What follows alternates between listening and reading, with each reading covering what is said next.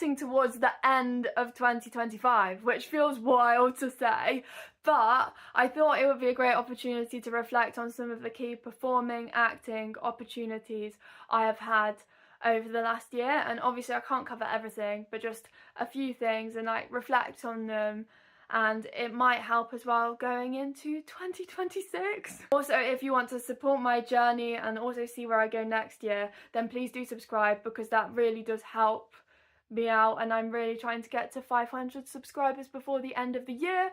And also, if you want to reflect on your 2025 with me, then please do in the comments, because I'd love to hear from you, and let's chat about what's happened for me in 2025.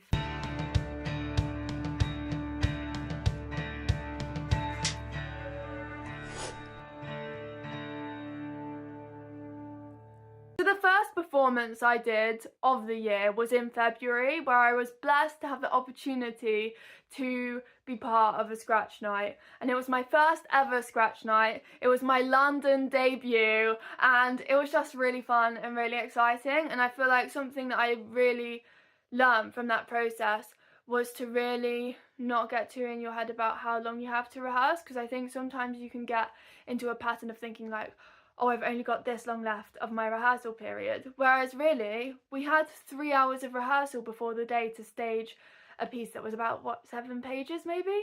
And we blocked it, we rehearsed it, and then we put it on, and it was actually fine and really fun. And also watching all these other people, I was like, these people are actually so good. Like, I was shocked when I watched them in the rehearsal. Like, the level was incredible, and it was such a supportive atmosphere, because they do say about scratch nights that because it's new work and stuff's being developed, like, the audience are excited and really supportive. So I can share some pictures of it. And my scene partner, I got on with her so well, and she was so great to work with. And also the director, I learned so much from her and her background and all of these different things that she's trained in and experiences that she's had. Like, I took genuinely a lot away from even the 3-hour rehearsal process. So I felt really lucky to work with her. And also the writer created such a fun script as well, so it was really fun to be able to do it, and it was such a nice theatre.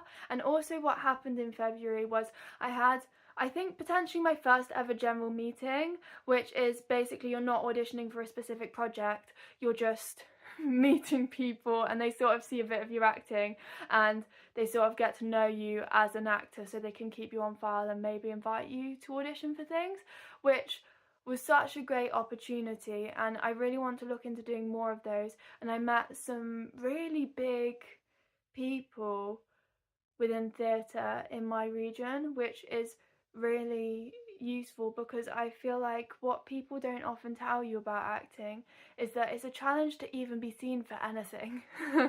Like, it's so difficult to even get in the audition room, and get in the audition room with really big people in the industry as well. So being able to be seen by them was really good. Also in March, I did 2 short films, and that was really great. Like, I felt blessed to have 2 short films so close together, but it was different to previous short films I've had, where often I've ended up having the script even like around a month before we start shooting, but this was a lot more like you get the script and then quite soon after that you're filming, which is more like a lot of the kind of experiences you can have in the industry. Like, you could be getting changes to your scene and then you just have to sort of implement that quite quickly. So it's good practice. It was really useful to have 2 different opportunities to get that practice in for being on screen so close together.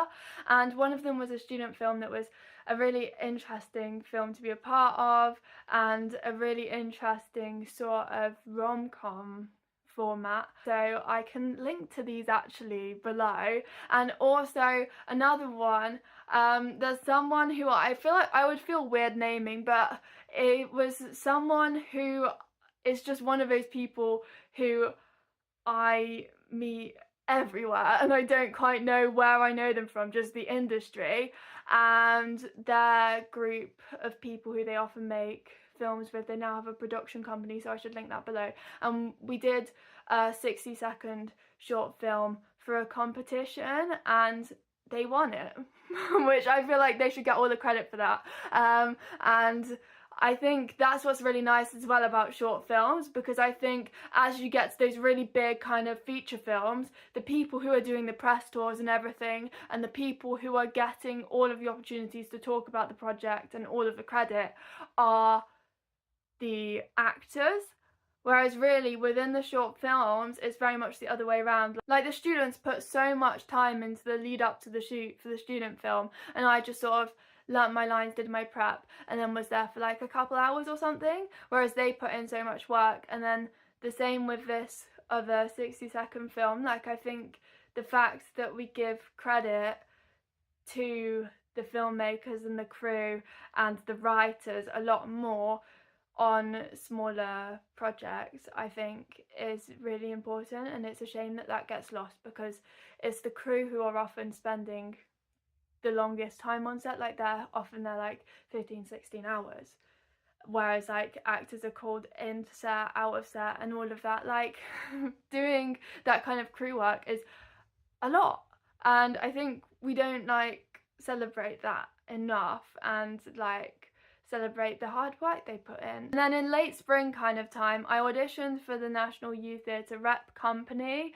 which is basically, the National Youth Theatre is an auditioned group already, but 1,000 of those members then auditioned to be part of the Rep Company, which is basically the National Youth Theatre's version of drama school, and they bring in a lot of different people from the industry to work with you, which would be really good, because I think I've realised that actually that's so valuable, like knowing the people at the really, really big places in the industry is hard to do. So if you find something that gives you the opportunity to do that, that can really help your career.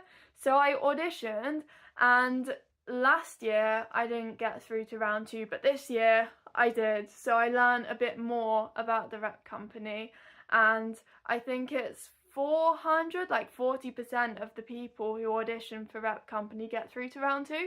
So I'm blessed to have had the opportunity to do that and meet more National Youth Theatre members, and I just like enjoyed the process really. And then early summer was a time when I was working on a lot more different kind of performing skills.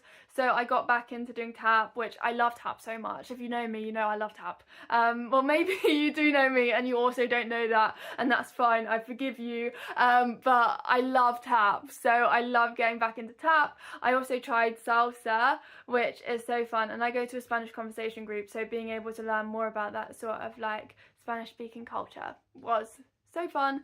And also I joined a comedy improv group, which, I mean, I thought it was going to be an improv group until a few hours before, and then I heard it was comedy improv group, and I thought, well, I've committed to going now. And I thought I'd just go for 1 week, but the people are so nice that I was like, I want to keep coming to this group forever and ever and ever, and I never want this to end. It's a nice social thing as well as a nice creative thing, and learning about the formats of comedy is interesting, because I've done a few different comedy monologues, but I feel like acting comedy is very different from like comedy, and learning the structures of like long form improv shows is so interesting. And then in August I assisted facilitating on a summer youth theatre programme. In September I went to loads of different free workshops. Like, I really took advantage of that kind of opportunity. So I did one in Shakespeare, I did one in writing for TV, and also I went to a free online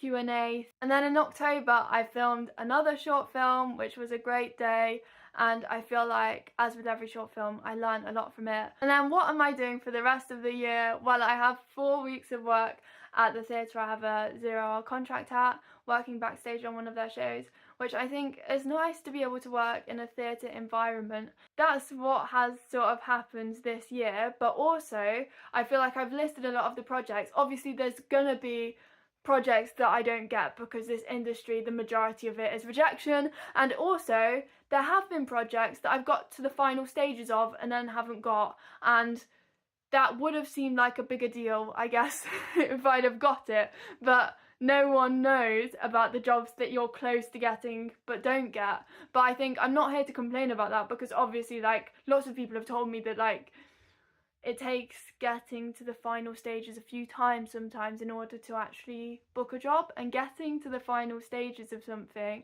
and being seriously considered for a job is obviously good, like they see something good in you. But that's my experience of this year. Let me know what your experience has been like in the comments. Let's chat. Please subscribe.